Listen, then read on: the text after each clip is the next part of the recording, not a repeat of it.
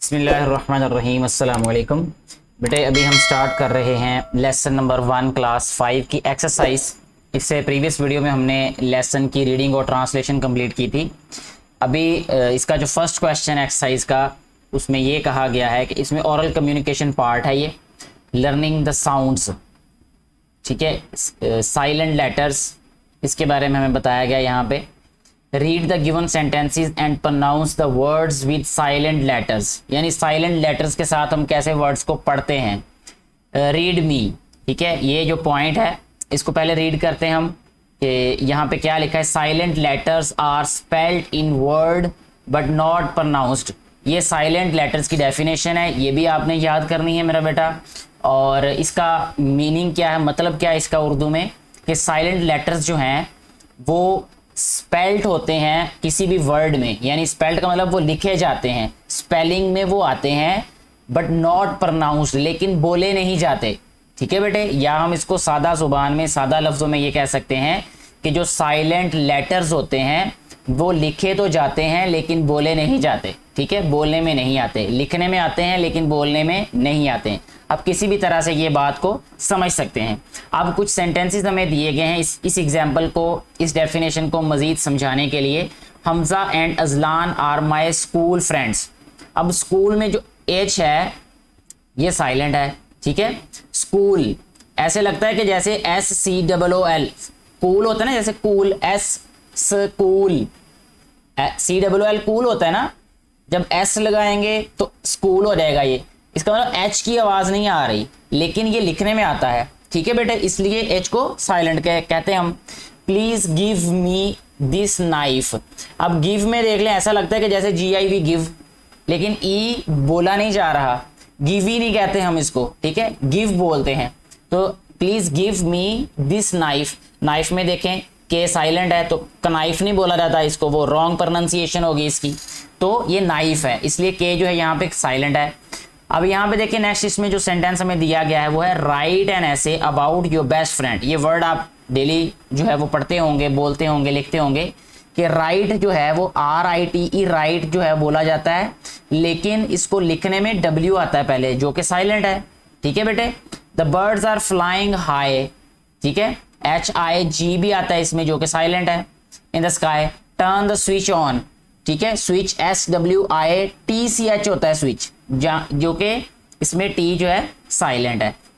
अब नेक्स्ट जो है वो हमें थोड़ी सी एक एक्टिविटी दी गई है, ये बहुत ही जो है वो ज़बरदस्त एक्सरसाइज बनाई गई है इस बुक में, जिससे आपकी जो सेल्फ राइटिंग, आपकी रीडिंग, राइटिंग और स्पीकिंग, ये तीनों चीज़ें जो हैं ये बहुत अच्छी होंगी अगर आप इस एक्सरसाइज को ऐसे सॉल्व करें जैसे इसका हक है। और हक क्या है कि आप हर एक इंडिविजुअल क्वेश्चन को अच्छे तरीके से याद भी करें, उसको लिखें भी और उसको फिर बोलें भी। ठीक है, ये तीनों एक्सरसाइजेज अगर आप कर लेंगे हर एक क्वेश्चन के साथ तो डेफिनेटली आपको बहुत फायदा होगा। कहता write 10 more words with silent letters in your notebook and pronounce them. 10 words लिखने हैं जिनमें जो साइलेंट लेटर्स हों, ठीक है, और उनको क्या करना है, फिर प्रोनाउंस करना है और नोटबुक में लिखना भी है। यहाँ पे मैं राइट कर देता हूँ अभी आपको रफली, कोई से भी, जैसे एक वर्ड राइट करते हैं जी, यहाँ पे इधर से शुरू कर देते हैं जी, BOMB। ठीक है बेटे, इसमें जो B है ये वाला, ये साइलेंट है, इसको पढ़ते हैं बॉम्ब। ठीक है, ये एटॉमिक बॉम्ब नहीं पढ़ा आपने, वो वाला ये वाला वर्ड है ये। ठीक है जी, इसके बाद एक और आपने वर्ड पढ़ा होगा कॉम, COM, ये जो B है इसमें ये भी साइलेंट है। ठीक है, कॉम, कॉमिंग, आप ये जो कंघी करते हैं उसको कॉमिंग बोलते हैं। इसके बाद है डम, DUMB। ठीक है, इसमें ये जो B है ये भी क्या है, साइलेंट आएगा। इसके अलावा और कोई वर्ड देख लेते हैं, कासल, CASTLE। ठीक है बेटा, इसमें जो T है ये वाला, ये साइलेंट है, इसको कासल पढ़ते हैं। ये आपने सुना होगा, ये जो महल होते हैं उसको कासल बोलते हैं। ठीक है बेटा जी। अच्छा, इसके बाद जो नेक्स्ट वर्ड हम यहाँ पे राइट कर रहे हैं वो है लिसन। ये वो वर्ड मैं कोशिश कर रहा हूँ लिखने की जो आम जो है वो रूटीन में अक्सर आपने सुने होंगे। LISTEN, LISTEN। तो इसको पढ़ते हैं हम लिसन, ठीक है। लिसन केयरफुली स्टूडेंट्स, टीचर्स भी अक्सर बोलते हैं ये। लिसन में कौन सा टी साइलेंट है बेटा जी, ठीक है। इसके बाद है व्हाट, बहुत बहुत दफ़ा आपने सुना होगा, बोला होगा, WHAT व्हाट। इसमें H जो है ये बेटा क्या है, साइलेंट है, ठीक है बेटा जी। अच्छा जी, इसके बाद नेक्स्ट और कोई वर्ड अभी लिखते हैं जी यहाँ पे, ऑनेस्ट, ठीक है, HONEST, ऑनेस्ट, ठीक है। H नहीं इसमें बोला जाता, H जो साइलेंट है। और कौन सा वर्ड लिख सकते हैं हम, RHOUR, R पढ़ते हैं हम इसको, ठीक है। इसमें H जो है बेटे ये वाला है साइलेंट। इसके बाद स्कूल, ये पहले हमने प्रीवियस जो है वो एग्जाम्पल्स में पढ़ा है, स्कूल भी है इसमें वर्ड। और इसमें हम लिख सकते हैं मैच, MATCH, ठीक है बेटा। इसमें T साइलेंट होगा।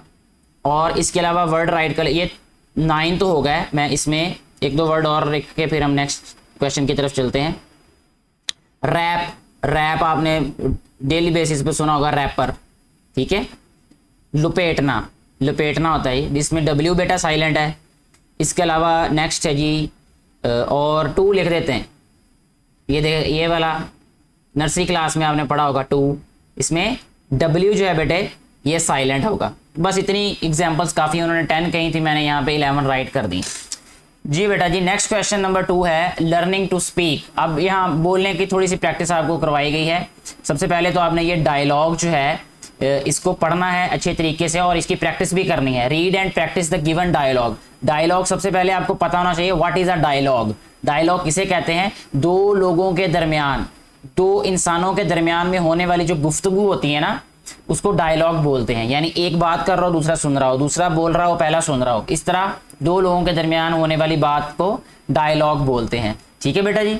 अच्छा, अब एक डायलॉग है अली और दानिश के दरमियान में। वो क्या डायलॉग है, आप क्या करें, अगर आप टीचर हैं, इस वीडियो को सुन रहे हैं, तो फिर आप क्लास में किसी एक बच्चे को अली कह लें, किसी को दानिश कह लें, दूसरे को इस तरह प्रैक्टिस करवा लें। और अगर कोई बेटा या बेटी देख रहे हैं इस वीडियो को इस वक्त, तो आप लोग जो है वो खुद अपना नाम अली रख लें और अपने किसी दोस्त को साथ में मिला लें, दानिश रख लें उसका नाम, और ये वाली जो है सारी एक्टिविटी को प्रैक्टिस करें। अस्सलामु अलैकुम, इसके बाद ये कॉमा है, ठीक है। दानिश, दानिश के बाद एक्सक्लेमेशन साइन, ठीक है बेटे, ये कॉमा है, ठीक है, और ये एक्सक्लेमेशन का साइन है, sign of exclamation. How are you, ये क्वेश्चन मार्क है। वालेकुम अस्सलाम, एक्सक्लेमेशन का sign. I am fine, full stop. Nice to see you here in the playground. ये कहता है कि आपको यहाँ खेल के मैदान में देखकर अच्छा लगा। अली, थैंक यू, शुक्रिया। I just came here to practice for a cricket match. मैं यहाँ पर आया हूँ क्रिकेट के खेल के लिए प्रैक्टिस करने के लिए या मश्क करने के लिए। ओ के बाद फिर sign of exclamation. That's great, that के बाद ये अपोस्ट्रोफ एस, ये अपोस्ट्रोफ होता है ये साइन, ये वाले जो अलामत होती है इसको अपोस्ट्रोफ बोलते हैं, ठीक है, अपोस्ट्रोफ, और ये एस है। दैट्स ग्रेट, ये अच्छा है। Tomorrow my school team has its final match. कल मेरी जो टीम है उसका फाइनल मैच है विद एन अदर स्कूल, दूसरे स्कूल के साथ। ओ that's great, let's practice together. बहुत अच्छा है, आओ मिलकर प्रैक्टिस करते हैं, मश्क करते हैं। तो ये दो बच्चों के दरमियान में मुकालमा था, मुकालमा कहते हैं उर्दू में डायलॉग को बेटे। ये डायलॉग जो है ये आपने प्रैक्टिस करना है दो बच्चों ने आपस में। और इसके बाद नीचे जो क्वेश्चन दिया गया कहता है arrange a role play activity. Role play का मतलब यही होता है कि आप उसमें पार्टिसिपेट करें, ठीक है, आपका कोई रोल हो। जैसे आपने कभी कोई ड्रामा वगैरह या कोई ऐसी एक्टिविटी देखी हो, तो उसमें हर किसी इंसान को अपना अपना रोल मिलता है, तो वो अपना ही रोल अदा करता है। इसी तरह जो क्लास में एक्टिविटी हो उसमें भी कोई ना कोई रोल हर स्टूडेंट को दिया जाए और फिर एक एक्टिविटी अरेंज की जाए in the class and use the above routine greetings. अब रूटीन ग्रीटिंग्स क्या होती हैं बेटे, रूटीन ग्रीटिंग्स का मतलब होता है बेटे रोजमर्रा की आदाब व तस्लीमात। आदाब व तस्लीमात का मतलब जैसे हम रोज ही कहते हैं जी अस्सलाम वालेकुम, रोज ही बच्चे कहते हैं वालेकुम अस्सलाम, ठीक है ना।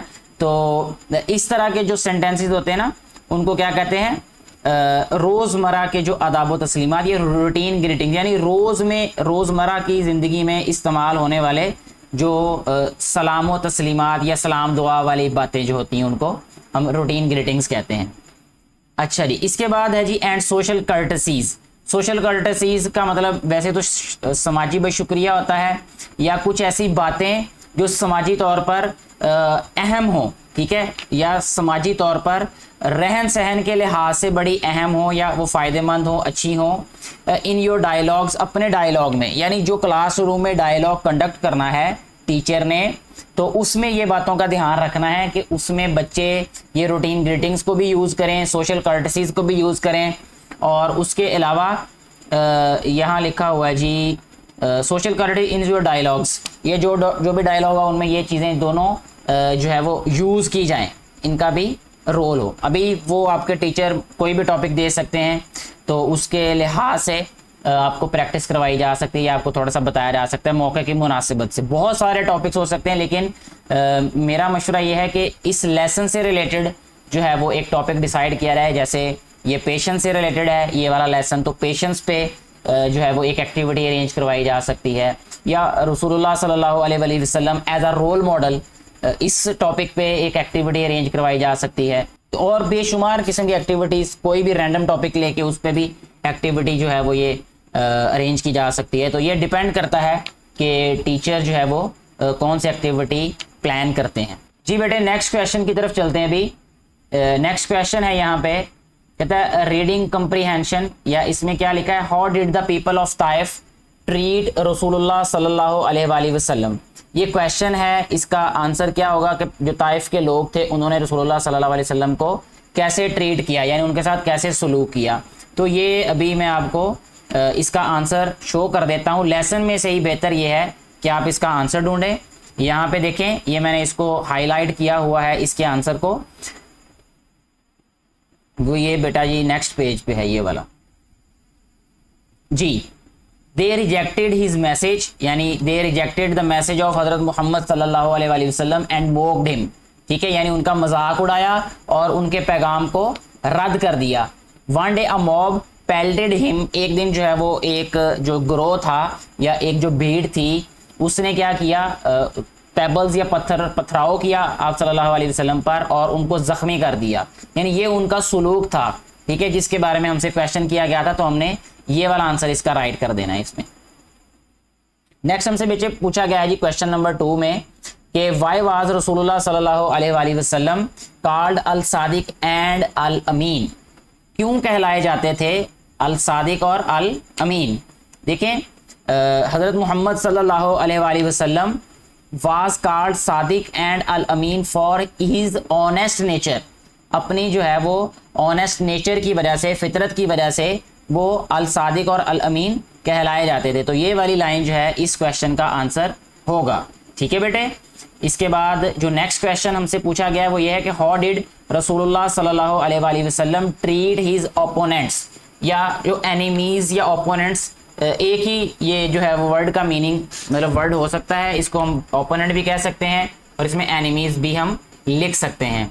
तो इसका आंसर जो है वो बेटे हम लिखेंगे यहाँ पे कि पेज नंबर 3 पे है कि neither lost his patience nor scolded his enemies, ठीक है, उन्होंने अपना कभी पेशेंस भी लूज़ नहीं किया अपने जो है मुखालफीन के लिए, और कभी उनको जो है वो डांटा भी नहीं, ठीक है, डांट डपट भी उनकी नहीं की। तो ये वाला इस लेसन के अकॉर्डिंग, इस पैराग्राफ के अकॉर्डिंग हम ये वाला आंसर इसमें राइट कर सकते हैं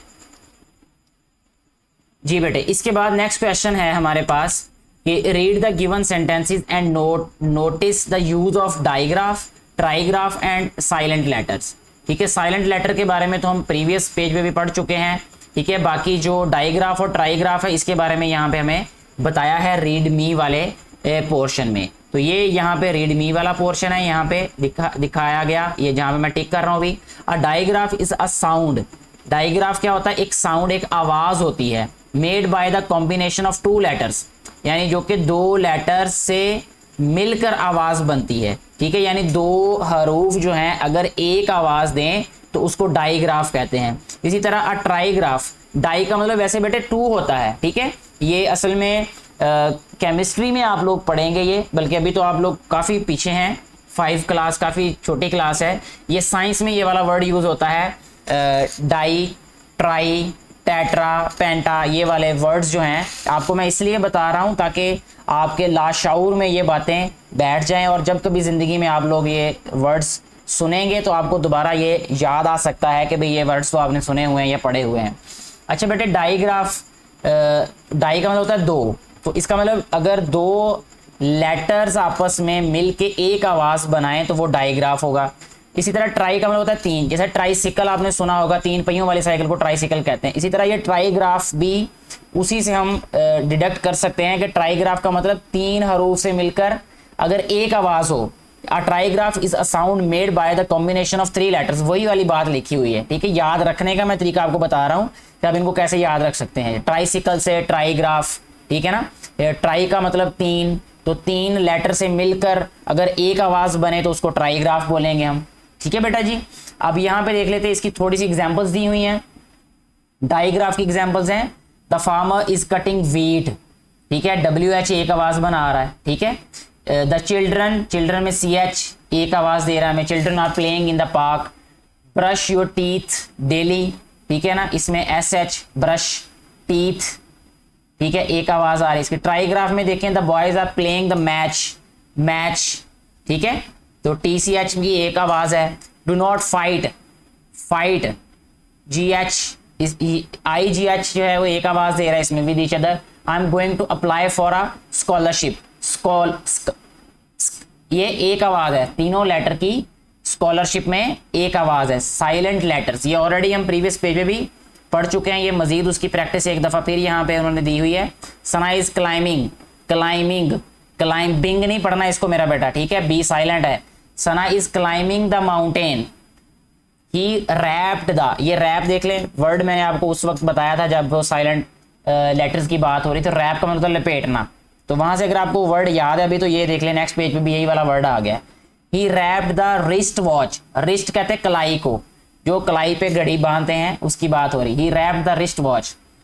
do you know who knocked at the door, क्या आपको पता है, क्या आप जानते हैं कि किसने दरवाजे पर दस्तक दी, तो नॉक में के जो है ये साइलेंट है।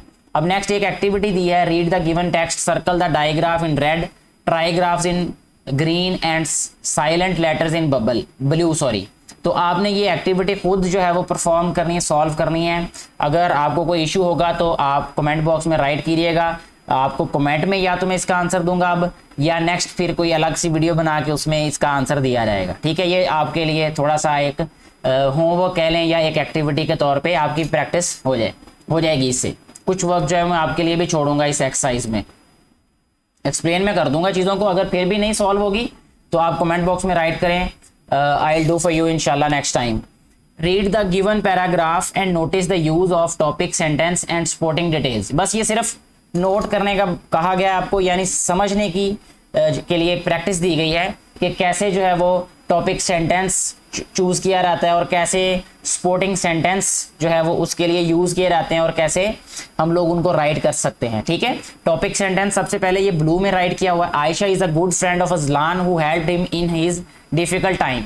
यहाँ पे बताया गया है कि आयशा जो है वो अच्छी दोस्त है अजलान की, who helped him in his difficult time, जो कि उसकी मुश्किल वक्त में मदद करती है, ठीक है। A good friend is blessing of Allah, अच्छा दोस्त जो है वो अल्लाह की रहमत होता है।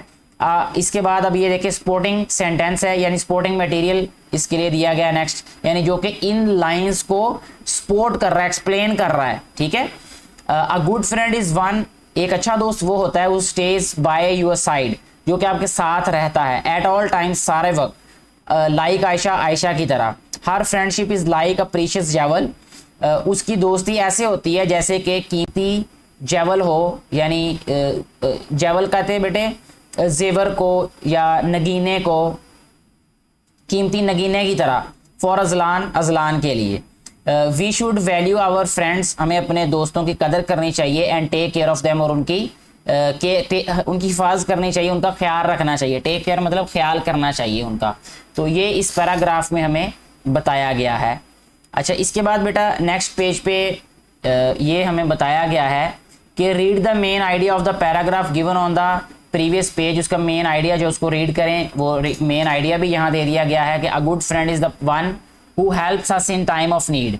ठीक है, एक अच्छा दोस्त वो होता है जो कि ज़रूरत के वक्त मदद करे, काम आए। Such a friend is definitely a valuable asset. ऐसा जो दोस्त होता है वो यकीनन काबिल कदर एसेट होता है, असासा होता है। ठीक है, एसेट होता है असासा। अच्छा बेटे, असासा एसेट उस चीज़ को कहते हैं कि जो आपको आप कह सकते हैं कि मुश्किल वक्त में काम दे, आसानी दे, आपको हेल्प आउट करे। Read the lesson again and fill in the blanks. Lesson को रीड करें और इन ब्लैंक्स को फिल करें। रसूलुल्लाह सल्लल्लाहु अलैहि वसल्लम was called due to his truthfulness Al Sadiq and Al Amin. ठीक है, नेक्स्ट हमारे पास बेटे जो ब्लैंक है, the people of Taif refuse to accept his message. यहाँ पे हम राइट करेंगे हिज मैसेज, यानी हिज मीन हुजूर पाक सल्लल्लाहु अलैहि वसल्लम। अच्छा, रसूलुल्लाह सल्लल्लाहु अलैहि वसल्लम stayed in Taif for 10 days. यहाँ पे 10 डेज राइट करेंगे हम। इसके बाद नेक्स्ट है एनालिटिकल रीडिंग है। इसमें रीडिंग में सबसे पहले हमें ये बताया गया है कि read any incident about patience. कोई भी वाकया ऐसा रीड करें, ठीक है, यानी पढ़ें, and note it down in your notebook. कोई भी वाकया जो कि पेशेंस से रिलेटेड हो वो आपने पढ़ना है, यानी आपका होमवर्क भी हो सकता है। और बल्कि टीचर हैं तो आप कोशिश करें बच्चों को ये कहने की कि वो खुद से ढूंढ के लाएं, कहीं से भी ढूंढें। इंटरनेट से ढूंढ सकते हैं, वो किसी बुक से ढूंढ सकते हैं, वो कहीं से भी ढूंढ के एक ऐसा वाकया लिखे जिससे पेशेंस का मुजाहिरा हो रहा हो या जाहिर हो रहा हो कि इसमें पेशेंस को शो किया है, और वो बेटे और बेटियां अपने जो है वो नोटबुक पे राइट करके लाएं। ठीक है जी। इसके बाद वाला जो क्वेश्चन है लैंग्वेज फोकस। सबसे पहले वोकैबुलरी के बारे में बताया गया। अब वोकैबुलरी में ये याद रखना है कि जो वर्ड्स हैं उनके मीनिंग भी ऐसे ही याद करने हैं। यानी पहले तो ऐसा है कि वर्ड मीनिंग में इंग्लिश से मीनिंग उर्दू में याद किए जाते हैं ना, तो इसमें कोशिश ये करनी है कि बच्चों को मीनिंग इंग्लिश टू इंग्लिश याद किया करवाए जाएंगे। ये 5 वर्ड्स हैं, इनके मीनिंग भी ऐसे याद करवाए जाए। इंस्पिरेशन का मतलब होता है अ पर्सन और थिंग दैट मोटिवेट्स। ठीक है, एक ऐसा इंसान या चीज जो कि मोटिवेट करती है। ठीक है। पर्सनैलिटी का मीनिंग होता है the various aspects of a person's character. एक इंसान के कैरेक्टर के मुख्तलिफ पहलू। ठीक है। ऑनेस्ट का मीनिंग होता है ऑलवेज टेलिंग द ट्रूथ, हमेशा सच जो बोले उसको ऑनेस्ट कहते हैं। पेशेंस का मीनिंग होता है टॉलरेंस, यानी बर्दाश्त करना। बेटरमेंट का मतलब होता है इंप्रूवमेंट, यानी बेहतरी। बेटरमेंट का मतलब भी बेहतरी होता है। तो ये इनके मीनिंग है। उर्दू में भी मैंने आपको बता दिया, लेकिन ये इंग्लिश टू इंग्लिश ही याद करें बेटे आप लोग। नेक्स्ट हमारे पास जो क्वेश्चन है इसमें हमें कहा गया है कि naming, action and describing words. ठीक है, अब हम नेमिंग वर्ड्स के बारे में पढ़ेंगे, एक्शन वर्ड्स के बारे में और डिस्क्राइबिंग वर्ड्स के बारे में। जैसे कि इनके नेम से ही हमें थोड़ा सा अंदाजा हो जाएगा कि नेमिंग का मतलब जिसमें नाम हो, एक्शन का मतलब जिसमें काम हो, डिस्क्राइबिंग का मतलब जिसमें वजाहत हो, जिसमें थोड़ा सा उसकी वजाहत के बारे में बताया गया हो। Read the given advertisement carefully, एहतियात से ये वाले जो इश्तिहार है इसको पढ़ें। Find and write two naming, two हमने नेमिंग और 2 एक्शन और 2 डिस्क्राइबिंग वर्ड्स लिखने हैं। Use them in your own sentences in your own notebook, और इनके सेंटेंसेस भी अपनी नोटबुक में आपने राइट करने हैं। ठीक है बेटा। अब देखिए ये है fruits and vegetable mall, 20% discount at your first purchase. ठीक है। Gate fresh healthy fruits and vegetables delivered on your door step at low rates with just 1 call. ठीक है। ये है फ्रूट्स होता है बेटे, फल और सब्जियों का मॉल है, यानी फल और सब्जियों का जो स्टोर कह लें आप, बहुत बड़ा स्टोर जो होता है। गेट फ्रेश, ताज़ा हासिल करें। हेल्दी, हेल्दी का मतलब होता है आप कह सकते हैं बिल्कुल ठीक, तंदुरुस्त होता है वैसे, लेकिन अगर हम फलों की बात करें या फ्रूट्स की बात करें तो इसका मतलब होता है फ्रेश या अच्छे। ठीक है। हेल्दी फ्रूट्स एंड वेजिटेबल्स, यानी अच्छे जो हैं वो फ्रूट्स और वेजिटेबल आप जो है वो हासिल करें। Delivered on your door step, जो कि आपके दरवाजे पर आपको पहुंचाए जाएंगे, डिलीवर किए जाएंगे, दिए जाएंगे। एट लो रेट्स, कम कीमत में। विद जस्ट 1 कॉल, सिर्फ एक जो है वो कॉल पर। कॉल अस एट हमें जो है वो आप फ़ोन करें, कॉल करें, या आगे नंबर दिया हुआ है, एक फ़र्ज़ी नंबर दिया गया है। तो ऐसी ही एडवर्टीज़मेंट हम लोग देखते हैं रोज़मर्रा टेलीविज़न पे, या मुख्तलिफ इश्तिहारात जो है वो प्रिंट फॉर्म में भी या किसी भी सोशल मीडिया पे भी हम देख सकते हैं या देखते हैं। अच्छा, नेमिंग वर्ड्स इनमें कौन से हैं? ठीक है, जो कि नेम है, फ्रूट्स है और वेजिटेबल्स। ठीक है बेटा, ये नेमिंग वर्ड्स हैं ये वाले। तो इधर हम फ्रूट लिख देंगे, इधर यहाँ वेजिटेबल लिख देंगे। एक्शन वर्ड्स क्या हैं इसमें? ठीक है, एक्शन वर्ड ये है बेटे कि इसमें गेट भी एक एक्शन वर्ड है, ये डिलीवर्ड। ठीक है, इसमें ये भी एक एक्शन वर्ड है। कॉल भी बुलाना, ये एक एक्शन वर्ड है इसमें। तो इनकी आप सेंटेंसेस खुद बना सकते हैं। डिस्क्राइबिंग वर्ड्स क्या है इसमें? फ्रेश जो है ये एक डिस्क्राइबिंग वर्ड है, ये डिस्क्राइब कर रहा है। ये हेल्दी एक डिस्क्राइबिंग वर्ड है ये। ठीक है बेटा, तो इस तरह ये वर्ड्स मैंने बता दिए, इनके सेंटेंसेस आप खुद बना सकते हैं। थोड़ी सी हेल्प अपने टीचर से ले सकते हैं आप, या हेल्प ना भी लें तब भी ये बहुत आसान से वर्ड्स हैं, ये आप खुद से बना सकते हैं इनके सेंटेंसेस। नेक्स्ट बेटे लर्निंग टू स्पेल। अब स्पेलिंग यहाँ पे दिए हैं कुछ वर्ड्स, उनके इनकम्प्लीट हैं। ये भी बहुत आसान क्वेश्चन है ये वाला। Fill in the missing letter to complete the words. WORLD, यहाँ पे अगर हम D लिख दें तो ये एक वर्ड बन जाएगा, वर्ल्ड। COMPLETE, यहाँ पे हम लिख देते हैं PLETE, ये कंप्लीट हो जाएगा। HONEST, ठीक है बेटा, ऑनेस्ट। इसके बाद है TRUTH, ट्रुथ। Forgive, FORGIVE। इसके बाद है DOZEN, डजन, दर्जन जिसे कहते हैं। ठीक है बेटा, इसके बाद जो नेक्स्ट क्वेश्चन है वो है, सबसे पहले रीड मी वाला पॉइंट हम पढ़ेंगे, उसके बाद फिर हम क्वेश्चन की तरफ आएंगे।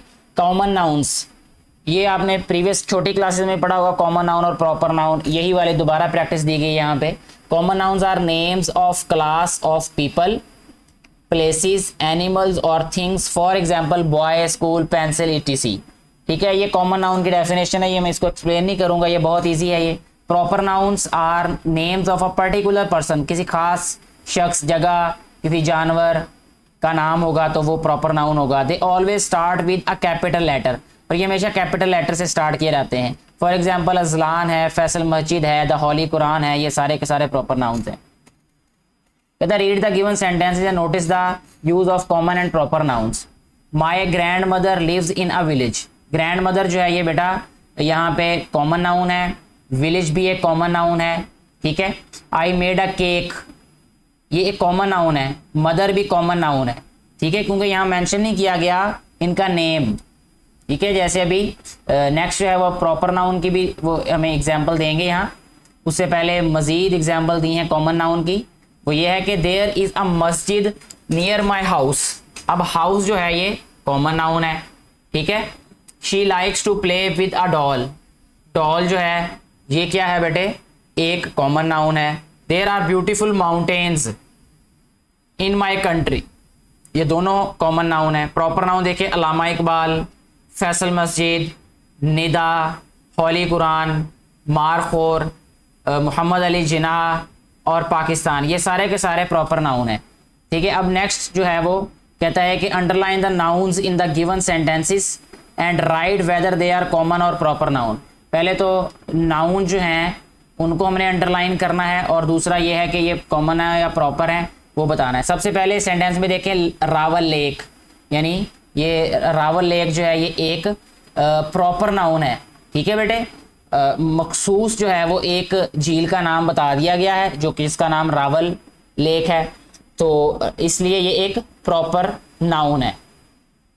My father is a hard working man. ठीक है, मैन जो है यहाँ पे ये एक कॉमन नाउन है। ठीक है बेटा, तो अब हमें नहीं पता कि नेम नहीं बताया गया, इसलिए ये एक कॉमन नाउन होगा। It is a huge building.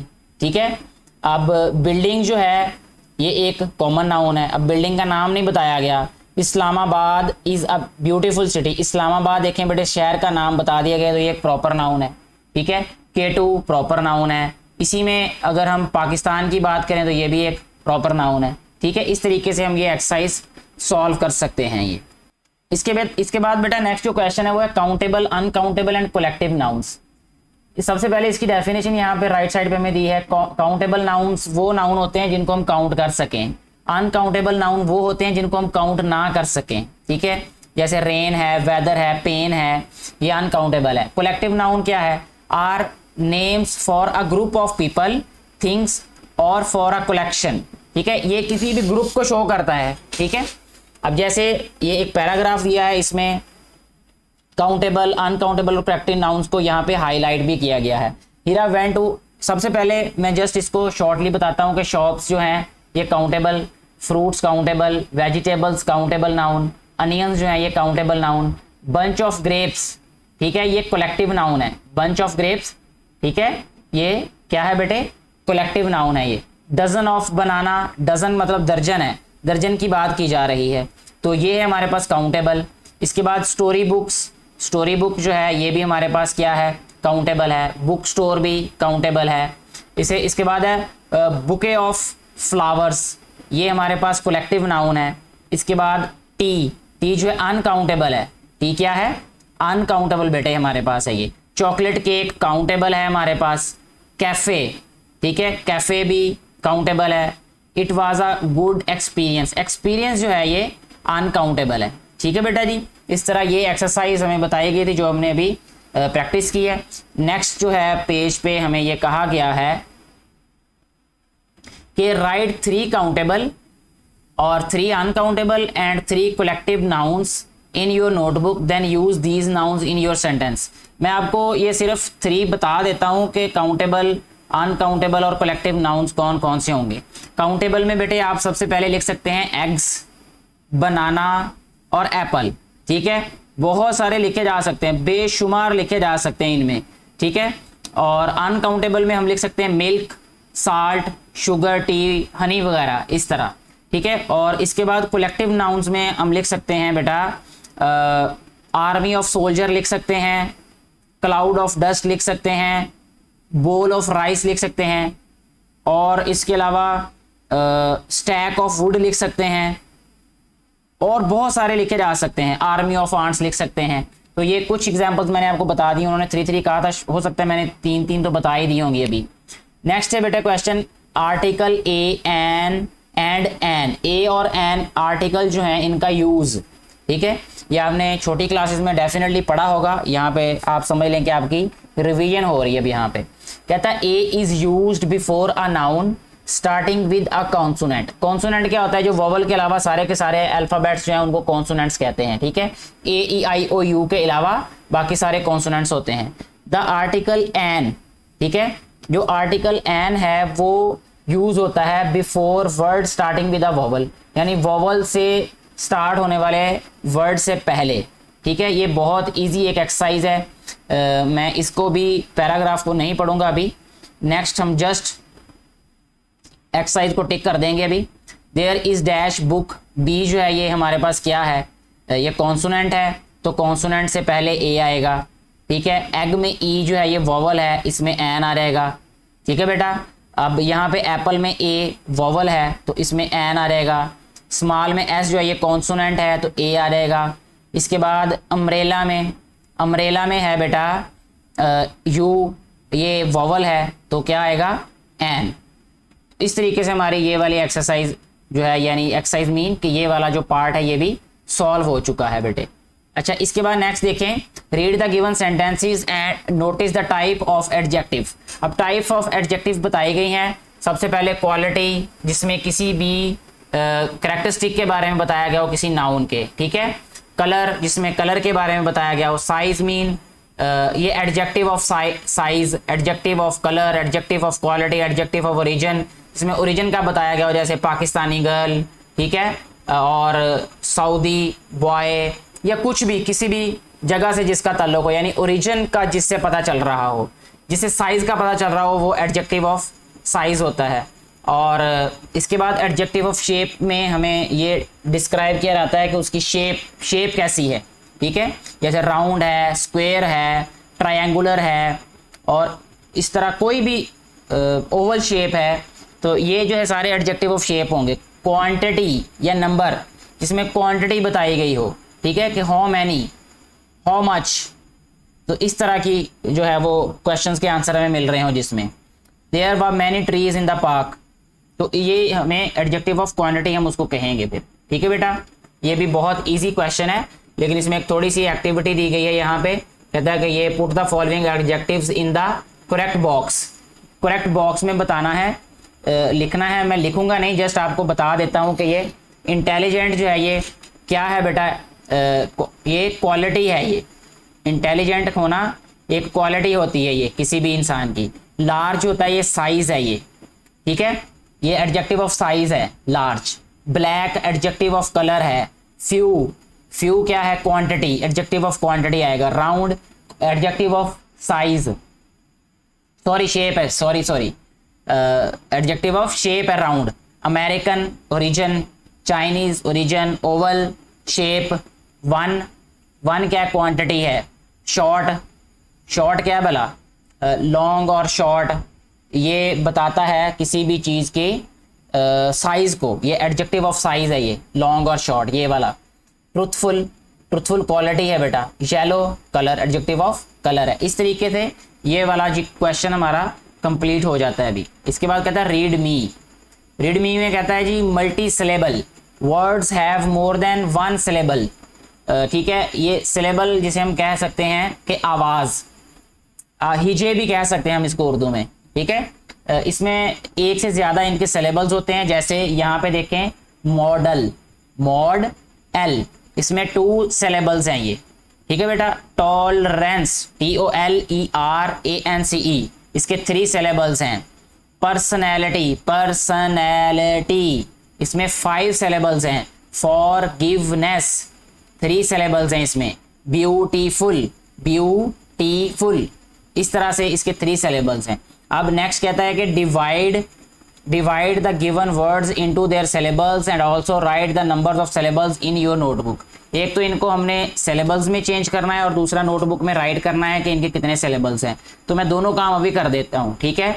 Vegetable में वेज, ई, और उसके बाद टे, फिर उसके बाद BLE बल, वेजिटेबल, ठीक है। 1 2 3 4, ठीक है। मैं नीचे लाइंस लगा देता हूँ, ऐसे आपको खुद अंदाजा हो जाएगा कि इसके कितने सिलेबल्स हैं। इसके 4 सिलेबल्स हैं, ठीक है बेटा। इसके बाद प्रोजेक्ट के PROJECT, प्रोजेक्ट, ठीक है। जे पे थोड़ी सी ज़रा कह लें कि हम फोकस करेंगे, लेकिन ये प्रोजेक्ट, इस तरह इसके 2 सिलेबल्स हैं। कंप्लीट, ठीक है, COM प्लीट, इस तरह, ठीक है, ये इसके 2 सिलेबल्स हैं। कंप्यूटर, ठीक है, कम, इसके बाद प्यूट, कंप्यूटर, इस तरह कंप्यूटर, ये जो है इसके 3 सिलेबल्स होंगे। इसके बाद माउंटेन, माउंटेन, इसके भी 2 सिलेबल्स हैं। तो ये क्वेश्चन भी हमारा बेटा इस तरीके से सॉल्व हो जाएगा। नेक्स्ट जो है हमारे पास जो क्वेश्चन है बेटा, कहता है read the first paragraph of the lesson carefully, write its topic sentence and supporting details in your notebook, also write its main idea in your own words using correct capitalization, ठीक है। अब यहाँ पे हमें फर्स्ट पैराग्राफ के बारे में कहा गया है कि वो आप कॉपी करें, जैसे ये फर्स्ट पैराग्राफ अभी मैंने यहाँ पे पेस्ट कर दिया है।